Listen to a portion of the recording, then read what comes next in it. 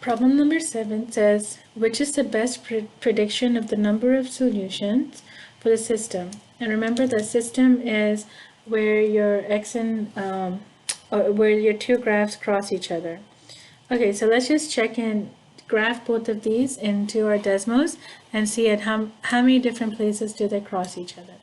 So we're gonna do, just plug them in just the way it is. So you have x squared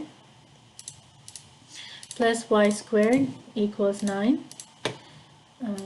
Let's write this a circle. And then you have here y equals x squared plus 1.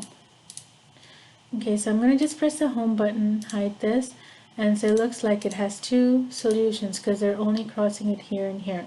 We don't care about these, the x-intercepts and the y-intercepts, just where do these two graphs cross each other. Okay, so it looks like it has two solutions. Okay, all right, number 8. So it says here, which function best represents, best fits the data given in the table below.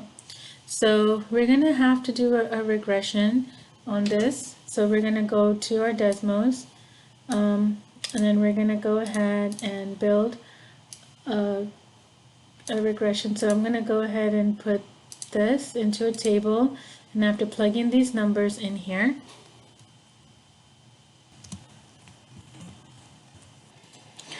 So I'm starting to plug it in here, and I kind of just want you to start seeing the trend, see how the numbers are flowing. So 1.5, you see how they came down and then they're now going up. Let me do the last number, which is 2.5.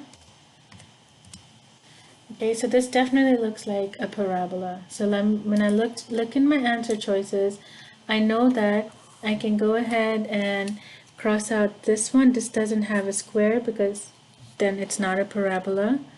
This one does have a square, might be this one. Answer choice C, I'm going to cross out because this is not a parabola, so it has to be between these two. Okay, so for this one, let's go ahead and now build our regression. So to build a regression, you have to type in your regression form, which is y1 regressed. So the little regression button is right here. Regressed against ax1 squared plus bx1 plus c. And it looks like my coefficients that I'm looking for have to a is equal to 0.48. Now this one, a is negative 3.4. 0.48, that is really close to 0.5, which is same thing as 1/2. B is negative 1, which is negative 1 here, and then C is 1 right here. Okay, so it would definitely be D. Another way I can show you to do this problem is, if you don't feel comfortable doing the regressions, you can always just go in here and plug in your function. You can do this backwards. You can plug in your answer choices, even though I know it's not this one, if I'm starting fresh on this. 2x plus 1. And if you press this gear right here, you can edit it and convert it into a table. So once you convert it into a table, you can see if they match. Does negative 2 go to 5? It does.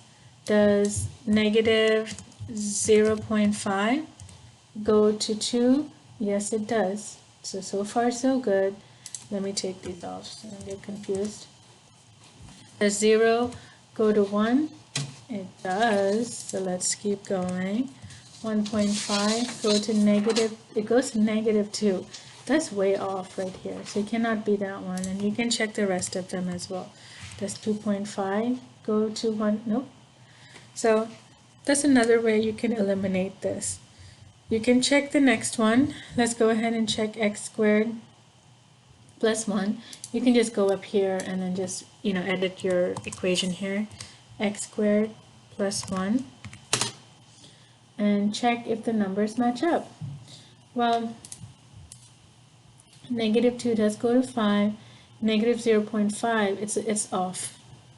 Okay, 0 goes to 1, yeah. 1.5 is way off. 2.5 is off. So that cannot be that either. I'm going to go ahead and check the last one. Again, you can just click on here and then just edit your list or edit your equation. So 1 over 2 x squared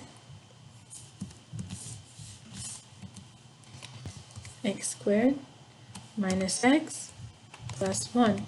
And just see if your numbers are matching up. I didn't put the last number here, 3. Yep, so this one matches. All of my numbers are matching. So that's another way you can do this problem. Okay, and then number 9,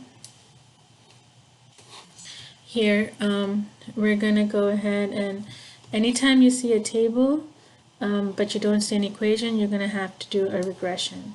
Okay, so we're gonna go ahead and plug in the table. So you're gonna press this, press the table, and then plug in your numbers. Okay, so I'm gonna go ahead and plug this in. I just thought about it. I didn't even read the problem yet. I just saw a table and I knew I probably should plug this in Desmos. So I'm going to go ahead and read the problem. Oh, look, that looks like a parabola. Okay, so it says here, Emery recorded the distance and height of a basketball when shooting free throws. Assuming a quadratic relationship, so I know that I have to build my quadratic equation. Predict the height of a basketball if the distance is measured at 18 feet. Now notice that I don't have the number 18 here. The distance is at 18. I don't know what that is. But I can make a prediction by you making a regression here. So to do the regression, remember that you have to put this form. You have to write y1. Here, I'm going to first write it out for you guys. So in your calculator, you have to put y1 regressed. You have to put this tilde, ax1 squared plus bx1 plus c. You have to type this all out. Okay, so you have y1. To get the 1, you just type y1 regressed. Regression button is right here. If you press the keyboard, ABC is right here. Regressed again, ax1, and then make sure to put the squared on the x1. Why do we need to put x1, y1? Because we need to be able to read these numbers, this list right here. x1 plus bx1 plus c. Alright, and then now that we have our equation right here, we have a graph. Now we can just see what do we get when my x is equal to 18. Okay, so it's right here. When my x is equal to 18, my y is equal to 4.031. And that's what's going to be my answer. 4.031. Okay.